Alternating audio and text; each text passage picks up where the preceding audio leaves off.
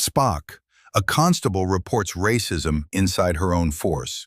A soldier reports an assault. A doctor flags an unsafe ward. What do they have in common? Each did what the institution claims to want, Captain, reported a wrong from inside, and each met the same machine. A complaint process that does not adjudicate the wrong but metabolizes it and turns the person who reported it into the case. Across the RCMP, the armed forces, the hospitals, and the public service, it is one grammar. The misconduct is rarely denied. The complainant is processed out, and the oath that should mean integrity is what discredits the one who kept it. Be precise about the subject. This is about what an institution does to the person who reports misconduct, not whether the misconduct occurred.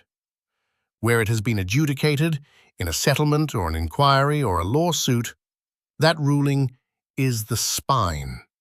Every person named speaks for themselves or stands on the public record. The grammar is the subject. The move would be the move whoever ran the channel. Lay them side by side. 4 institutions, 1 shape. The RCMP paid $125 million to 2,300 women, and the Bastarash report found the culture toxic at all ranks. The armed forces settled for $900 million. Justice Arbour found the chain of command itself facilitated the abuse of power.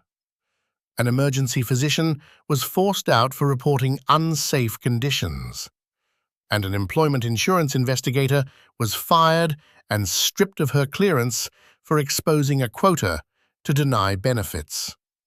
In every case, the truth surfaced only through a record the institution did not control. First move.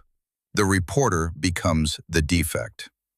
When employment insurance investigator Sylvie Terrien revealed that she and her colleagues worked to quotas, targets to claw back roughly $500,000 a year by denying benefits, she was suspended, fired for cause, and then stripped of her security clearance, which made her unemployable in the public service.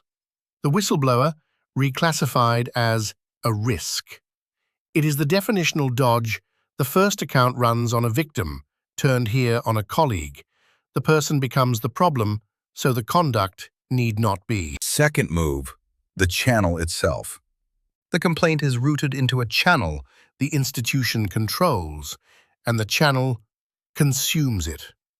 Canada's Public Servants Disclosure Protection Act is the purest specimen.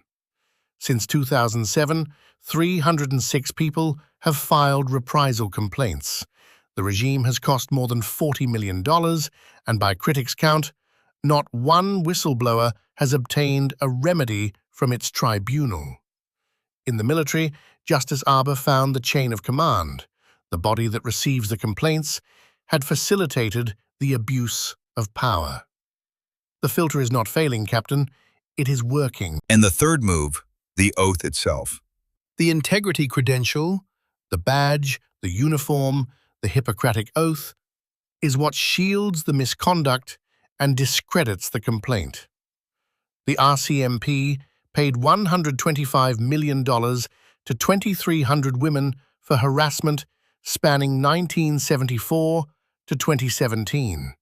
The Bastarash report found a culture that tolerates misogyny and homophobia at all ranks, and worse for queer, Indigenous, and racialized women. The armed forces settled for $900 million.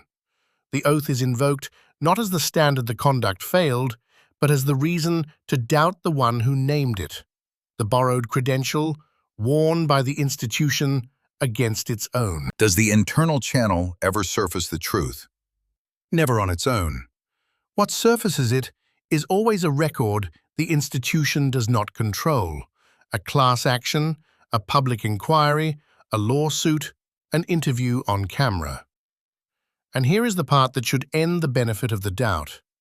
The external reviews name the laundering, the fear of reprisals, the chain of command, the near-zero remedies, and the structure persists anyway.